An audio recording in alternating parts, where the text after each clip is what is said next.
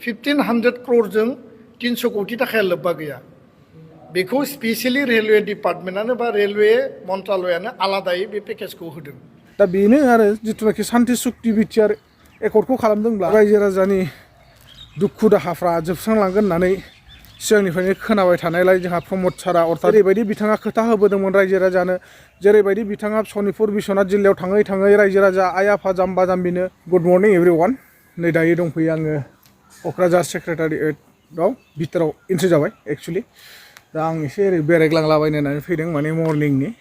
दा बेनो आरोना रायजोफोर जिथुनाखि जोंनि बिटिआरनि सुइजारलेण्डआ बिटिआरनि सुइजारलेण्ड होनना बुङोबा बेखौनो बुंनांसिगोन जोङो दा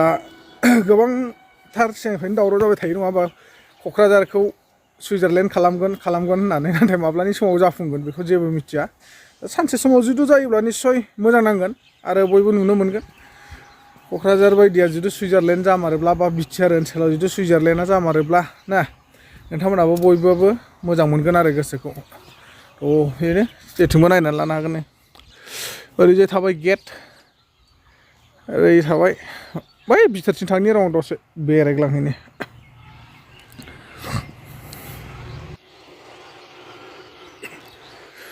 जि समनिफ्राय जोंहा बिटिआर सरकारा बिटिसिखौ आखायाव लादों बा बिटिसिनि फुल दायित्वखौ गावसिनि आखायाव पावाराव लानानै सालायगासिनो दंमोन बै समनिफ्रायनो दिनैसिम जिखुनु बिटिआर ओनसोलनि डेभेलपमेन्टनि थाखाय बा बिटिआर ओनसोलखौ जौगाहोनो थाखाय बर' रायजो राजाफोरनि गांनाय उखैनायखौ सुफुंनो थाखाय गासिबो एमएलए एमपिफोर जिरायग्राखौ बे जायगायाव बानायनाय जादों जेसेबांखिनि आसामनि बा बिटिआर ओनसोलनि इएम जिएम सिएमआनो जाथों गासिबो माने बे जायगायाव जिरायनानै सावरायनो हानाय बा माबा मोनसे बर' रायजो राजा गोरिब गुन्द्राफोरनि जेंनाखौ सुफुंनो थाखाय बे जायगायाव सावरायनाय जायो आरो बबे ओनसोलाव मा डेभेलपमेन्टनि खामानि मावनांगौ बिटिआर ओनसोलाव बबे खनायाव बबेथिंहाय जायगाफ्रा माने आनडेभेलप जाना दं बैफोरबायदि जायगाफोरखौ माने डेभेलप खालामनायनि थाखाय बै दंफां सिंजों नुहुरनाय जायगा दं नङा होमबा बे हरथिंनो सावरायनाय जायो अर्थात रायलायनाय जायो दा लासै लासै निस्सय जौगानाया फैमारोब्ला जोंनि बिटिआर सरकारनि नाजानायजों बा बिटिसि सरकारनि नाजानायजों सानसे निस्सय जाफुंगोन जेरैबायदि सुइजारलेण्ड बानायनो होनना बुंबाय थायो बेफोरो माने मोगथाङाव महर मोनोब्ला निस्सय बयबाबो रायजो राजाफ्रा बा आइ आफामोना बयबाबो गोजोननाय मोनगोन नङा होमबा दिनै नोंथांमोना बयबो मिथिगौ जिथुनाखि जोंनि फ्राय बर'फोरनि लिडारफ्रा ओरैनो खुगायावसो माने गोबांथार नाना रोखोमनि खोथाफोरखौ बुंगासिनो दं आरोना दा जों नुनो मोनो जेरावखि थाङा माने आनडेभेलप आनसाक्सेसफुल खामानिफ्रा माने ससे जानानै दङ बा आद्रा जानानै दं फुल भाबै जानानै थाङाखै नै बेफोरखौ जों नुनो मोनो दुखु नाङो जायगा गिदिंब्ला नै जों दिनै बिटिआर ओनसोलाव दंफैयो नाथाय बिटिआर ओनसोलावनो गोबांथार खामानिफ्रा माने आनसाक्सेस जानानै दङ अर्थात मावफुंजायाखै बा किसुमान जायगा दासिमबो अन्थाइ खाम्फा गायसनजानानै दङ जेरैबायदि कलेजनि खोथाखौ बुङोब्लाथ' 10खान कलेज होबाय होननानै माने एलाव होदोंमोन नङा होमबा ससियेल मिडियानि गेजेरजों दा बैफोरबायदि 10खान कलेजफ्रा जानानै थाङाखै आरो दासिमबो माने होआखैनो जाहैदों दा बैफोरखौ माने एक्सुवेलि होनायखौ होनाय आरो होयिखौ होयो सैथो रावजों खुला मेला बुफ्रुनानै होयोबा रायजो राजाफ्रा आइ आफा बिदा फंबायफ्रा मोजां मोनो बयबाबो नङा होमबा जाय हक नोंथांमोना गोबां समनिफ्राय आसा खालामनानै दं बा नेनानै दं जोंनि बिटिआर अर्थात बिटिसिआ माब्लानि समाव डेभेलप जागोन आरो जों बर'फ्रा माब्लानि समाव खौसे जागोन खौसे जायोब्लानो जोंनि बर' रायजो राजानि गेजेराव सान्थि जाबाय आरोखि दा बेनो आरो जिथुनाखि सान्थि सुक्ति बिटिआर एकर्डखौ खालामदोंब्ला जोङो गावजों गाव गोरोबलायनांगोन गावजों गाव गं फारलायनायखौ माने दोननांगोन गावजों गाव जुजिलायनायखौ फेर फाथिनायखौ दोननानैसो जोङो हारि समाजनि थाखाय बा हारि ओनसोला एरियाफ्रा डेभेलपमेन्ट जानायनि थाखाय बा बिटिआर ओनसोला डेभेलप जानायनि थाखाय जोङो बै सिमां फारसे आगान सुरलांनो हागोन आरो अब्लासो जोङो बैफोरबायदि सिमांखौ साक्सेसफुल खालामनो हागोन मिथिबाय ना दा गोबां जोंनि बर' समाजाव नुनो मोनो जोङो दासिमबो माने बिटिआर ओनसोलनि बाहेरायाव थानाय जिथुनाखि नन बिटिआरनि मानसिफोर बा नन बिटिआरनि रायजो राजा बिथांमोनाथ' दासिमबो गोदोनिफ्रायनो खस्थ'आव भुगिनानै दङ एनडिएफबिनि जिथुनाखि गायसनगिरि डिआर नाब्ला रन्जन दैमारि साराबोथ' बे बिटिआर एकर्डनि गेजेरजों गदोंमोन नङा होमबा बे बिथांमोनाबो दासिमबो माने गनो हायाखै बा उदां जानो हायाखै लोगोसे डिआर नाब्ला रन्जन दैमारि सारजों आरो गोबांथार बिथांमोना जोबथेसालियाव जोबजानानै दोनदों बै बिथांमोननि बिजिरनायफ्राबो नैबेफोरावबो सोलिनांगौ बे बिटिआर एकर्डजोंनो गनांगौ होननानै जिथुनाखि एनडिएफबिफोरखौ लानानैसो बे बिटिआर एकर्डखौ खालामदोंमोन नङा होमबा दा बैफोरो गजबनांसिगौमोन बेजों लोगोसे नन बिटिआरआव थानाय रायजो राजा बिथांमोनहा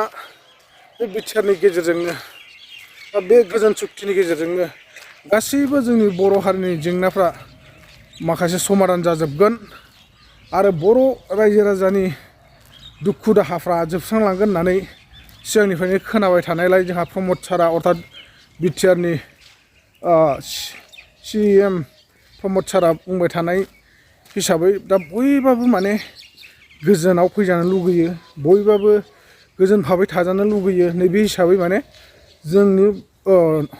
आउट अफ बिटिसिनि मानसिफ्राबो बा अर्थात रायजो राजाफ्राबो बै समखौ नेनानै दं आरो दासिमबो दा मिथिला फैयै फैनानै दिनै 5 बोसोर जानोसै बबेनि दैया बबेथिं बोहैलाङो लासै लासै नुगोन दा नै ओरैजाय एसे नायनो हाला नोंथांमोना नैबे सिङावनो जिथुनाखि गासिबो जोंनि बर'नि दैदेनगिरिफ्रा अर्थात एमएलए एमपि सिएम गासिबो बेवहायनो जिरायजोबो आरो बेयाव जिरायनानैनो जोंनि बर'नि जेंनाफोरखौ सावरायलायनाय जायो आरोखि मिथिबाय ना नै बिथिंजाय नाफोर दैनि थाखाय बेबस्था खालामना दोननायाव नानि इनै नाया इनै ना गुफुर ना गोजा नुदों दा नोंथांमोना बेफोर आरो जोंनि भारत हादरनि फ्लेग दा समजों लोगोसे लासै लासै नुलांबाय थागोन जोंनि बिटिआर ओनसोला बा नन बिटिआरआव थानाय जिथुनाखि सनितपुर बिस्वनाथनि रायजो राजाफ्रा माब्लानि समाव बिटिआरआव हाबसननो मोनगोन आरो नैबे जिथुनाखि फैबाय थानाय एमसिएलए इलेक्सन बे समाव जोंनि नन बिटिआरनि रायजो राजाफ्रा अर्थात सनितपुर बिस्वनाथ जिल्लानि रायजो राजाफ्रा थोंजोङै बाहागो लानो हागोन ना हाया बे समाव जोङो रोखा रोखा मिथि मोनगोन बा बुजिनानै लानो हागोन दा नोंथांमोना समखौल' नेना थादो समजों लोगोसे लासै लासै गासिबो थिग जालांजोबगोन नङा होमबा दा जों माथो बुंबावनो जेब्ला लासै लासै जिथु जोंनि हारिनि सान्थौगिरि बिथांमोनहा बा मेलेमजिबि बुद्धिजिबि बिथांमोनहा जोंनि गासै बर' रायजो राजानि थाखाय गाबनाय दंब्ला दुखु दंब्ला साननाय दंब्ला सिन्था सरसा दंब्ला बिथांमोना निस्सय मावफुंनानै होजोबगोन आं बेखौनो आसा खालामो जोंहा जाहाथे दानि सोलिफुबाय थानाय पावाराव थानाय प्रमद बर' सार मानगोनां जोंनि बिटिआरनि सिएम बिथाङा सानसे समाव निस्सय नायफिनगोन जेरैबायदि बिथाङा खोथा होबोदोंमोन रायजो राजानो जेरैबायदि बिथाङा सनितपुर बिस्वनाथ जिल्लायाव थाङै थाङै रायजो राजा आइ आफा जाम्बा जाम्बिनो खोथा होबोदोंमोन बा समायखिरा होबोदोंमोन बैफोरबायदि रावखौ निस्सय सानसे समाव मावफुंनो हागोन होननानै जों मिजिंथियो नभेम्बर दाननि 2024 दा 25 रेलवे मिनिस्ट्रि आरो रेलवे बोर्ड बे मोननैबो माने डिपार्टमेन्ट बा मन्त्रालया जइन्ट डिसकासननि गेजेरजों एनेक्साराव थानाय बिटिआर बे एकर्डनि गेजेरजों रेलवे कच फेक्ट्रि बेखौ गायसननायनि थाखाय बा मेनुफेक्सारिं इउनिट गायसननायनि थाखाय 300 कोटि थाखा एलटमेन्ट होदों आरो बे एलटमेन्टनि आधाराव बासबारियाव जिहेतु मोनसे लकेसन प्रपज खालामनाय जादोंमोन बे लकेसना जथेस्थ प्राय 2000 बिगानि बेयाव मोनसे बिटिआर काउन्सिलनिफ्राय लेन्डनि थाखाय प्रपज खालामदों जिहेतु बेयाव माने बे लेन्डस्केपखौ बे मेनुफेक्सारिं इउनिटनि थाखाय बाहायनांगौ आरो बाहायनांगौनि थाखाय काउन्सिला जिखिनि माखासे अफिसियेल वर्क दङमोन बिनि थाखाय अलरेडि खामानि मावनाया बै समनिफ्रायनो सोलिबाय थादों दा एडभान्टेज आसामनि मोनसे हाबाफारिनि गेजेरजों इउनियन मिनिस्टार अफ रेलवे एफेयार्सनि जाय मन्थ्रि अश्विनी बैष्णबआ दाख्लै फैनानै बुंदों जे नैबे क'क्राझारनि बासबारियाव एडभान्टेज आसामनि गेजेरजों 300 कोटि थाखा रेलवेनि मेनुफेक्सारिं इउनिट बानायगोन होननानै बिथाङा घोषणा होदों बे माने लेटार होनायनि हाबाफारिया 24आवनो जादों आरो बिथाङा स्वयं आसामाव फैनानै एडभान्टेज आसामनि गेजेरजों बे इउनिटखौ घोषणा होदों बिनि खामानिया जिहेतु फैसा एलटमेन्ट होबाय बिनि खामानिया आरम्भ जागोन आरो बे 1500 क्र'रजों 300 कोटि थाखाया लोब्बा गैया बेखौ स्पेसियेलि रेलवे डिपार्टमेन्टआनो बा रेलवे मन्त्रालयानो आलादायै बे पेकेजखौ होदों बेथ' जोंनि थाखाय मस्ट वेलकाम जों बरायदों फारसेथिं जोंहा थोंजोङै नङाबाबो खेंसालियै क'क्राझारनिफ्राय माने गेलेफुसिम भुटाननि जि माइन्डफुलनेस सिटि बेयाव आरम्भ जागोन बेसिम जि रेलवे लाइन लांनायनि खोथा होदों बिनि गेजेरजोंबो जोंनि ओनसोलनि जि इनभेस्टमेन्ट एमप्लयमेन्ट अपरचुनिटि आदार रिलेटेड जिखिनि जोंनि डेभेलपमेन्टेल वर्क्स बियो मोनसे महर मोनगोन होननानै जों मिजिंथिदों एडभान्टेज आसामाव बड'लेण्ड केन्द्रिक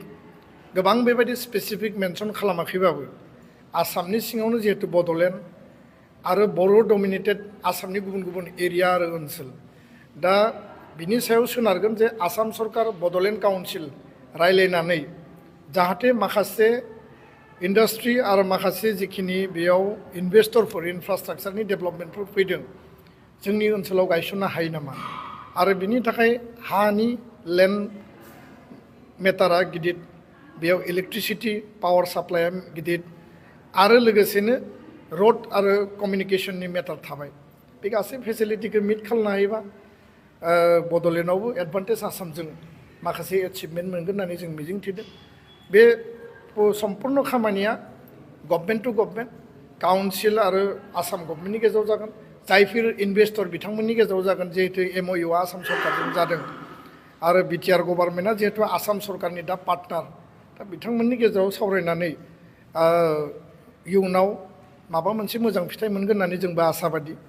आरो बिनि थाखाय सरकारा गावनि लेभेलाव खामानि मावगोन